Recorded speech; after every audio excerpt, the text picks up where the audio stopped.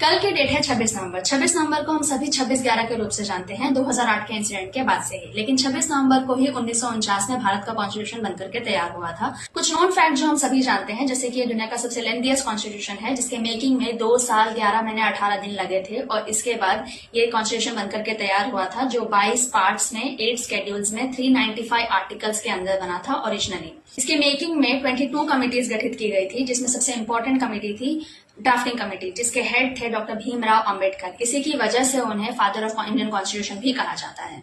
Originally जब 1946 में cabinet mission plan के अंतर्गत इंडियन कॉन्स्टिट्यूशन असेंबली में मेंबर्स चुने गए, तो उनका नंबर 389 था। बट 1947 में पार्टीशन के बाद ये नंबर रिड्यूस हो गया और 299 जो इंडियन कॉन्स्टिट्यूशन असेंबली के मेंबर्स थे वो रह गए। बात करें इंडियन कॉन्स्टिट्यूशन में किए गए सिग्नेचर्स की, तो उस दिन 15 मेंबर्स के एब्सेंस की वजह से उस पर 284 मेंबर्स के सिग्नेचर ही मौजूद है। BN राव जी को कॉन्स्टिट्यूशन असेंबली के एडवाइजर के रूप में चुना गया और डॉक्टर राजेंद्र प्रसाद को कॉन्स्टिट्यूशन असेंबली के प्रेसिडेंट के रूप में चुना गया।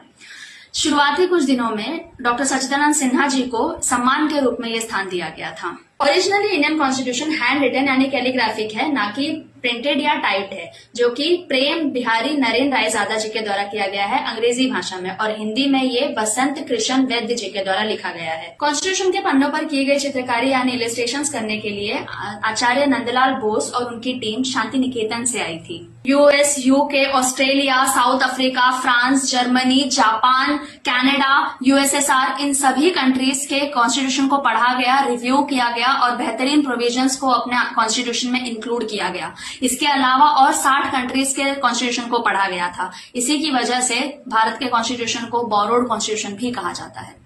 इन सब के अलावा अगर आप कोई और अननोन फैक्ट्स जानते हैं इंडियन कॉन्स्टिट्यूशन के बारे में, तो जरूर उसे कमेंट सेक्शन में लिखिए। Thank you.